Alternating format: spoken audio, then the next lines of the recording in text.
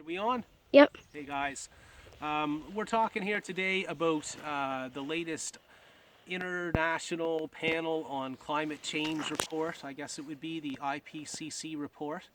Not very often we bring politics onto the channel, and that's intentional. We want this to be a family-friendly kind of channel.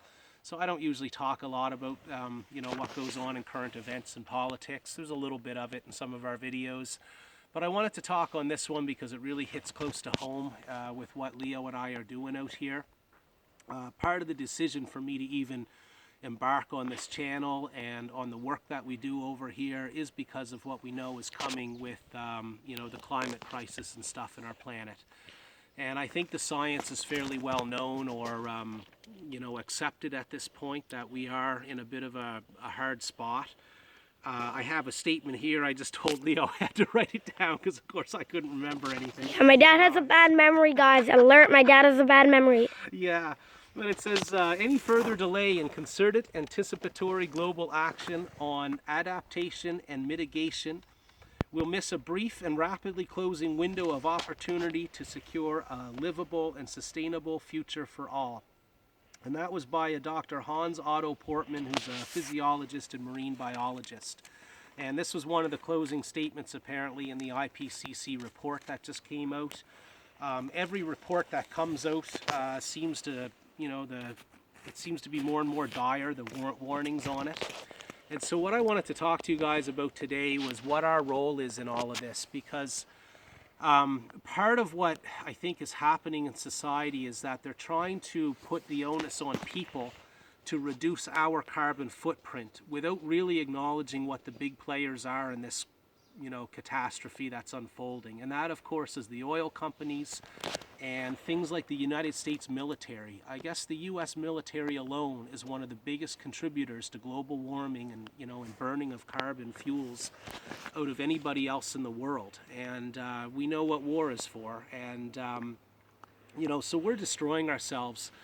And we're doing it quite efficiently through some of these large, like I say, oil companies and militaries and things like this, which really makes the impact that we can make in, changing light bulbs in our home to energy efficient bulbs and having these recycling programs and stuff we do. It really makes it all ridiculous. We can't make any kind of an impact on climate change and on carbon emissions when, I change the light bulb in my home and Jeff Bezos gets in a rocket ship and blasts off into space, which, burns more carbon than everybody, for how many miles around me. It's just ridiculous. And these people who are in charge of this stuff, that meet at Davos and stuff every year, if your arms get tired, buddy, just pause and I can come back on. Anyways, these guys that meet at Davos and stuff to discuss these things, they're flying in their private jets, they've got billions of dollars, they have mansions and, their own jet planes and boats and whatever. Clearly, these people, they talk a lot, but they're not going to solve this problem for us because in the end, these people just want to retain their wealth and privilege. Jeff Bezos isn't going to give up his yacht and his private jet for anything. And so we can't rely on these leaders to solve the crisis. And that's the problem. Although, all of the pollution and stuff is being made by these major entities and we can't directly impact that, we have to try to do something because obviously this leadership is not going to turn it around. I think global leadership is deplorable and it's going to come down to the citizens of this planet to try to do something. Now, for citizens to want to do something, I think people I hear a big brrrr. Yeah, that's a plane up overhead. So I don't see anything. I think people are going to have to start taking action. You have to be the change that you want to see in this world, and that's a lot of the reason that we came out and started doing this work. Although you're seeing a pile of logs that I'm sitting on that we cut, these logs needed to come down in order to make this forest look like it looks. A nice healthy forest that can now grow up a lot better. Guys, look at the floor. Yeah, this is all the bark we took off Yeah. of these.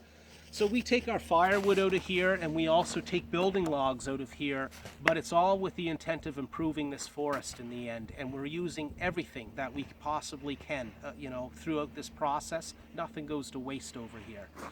If everybody started coming out in the woods around them, whether it's their backyard, crown land, or whatever, and started working at it to improve it, and bring your kids into it so that your children, learn some appreciation for this.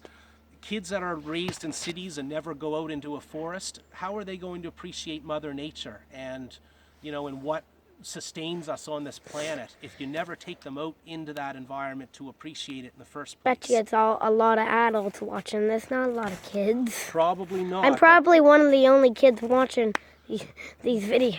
That's I right, do watch these videos, and I think I'm one of the only kids. And you're probably one of the only kids who knows how to swing an axe and use stuff like that anymore in this generation.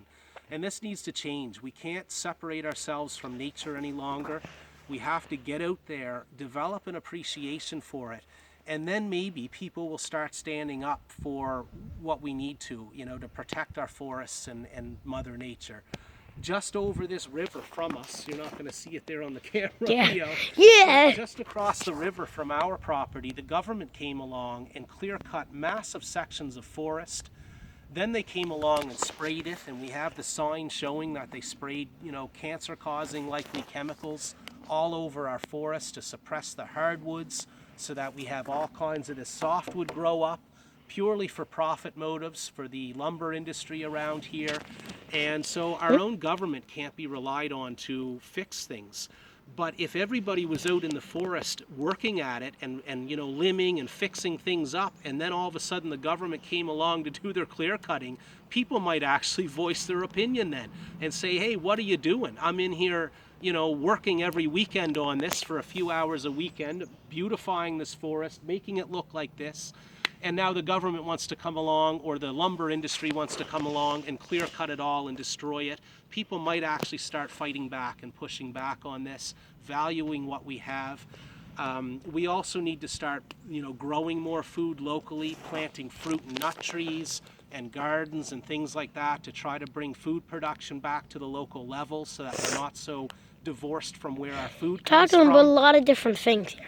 I know, but it all ties together into how we're going to build a sustainable future for this planet and for our children like you, Leo.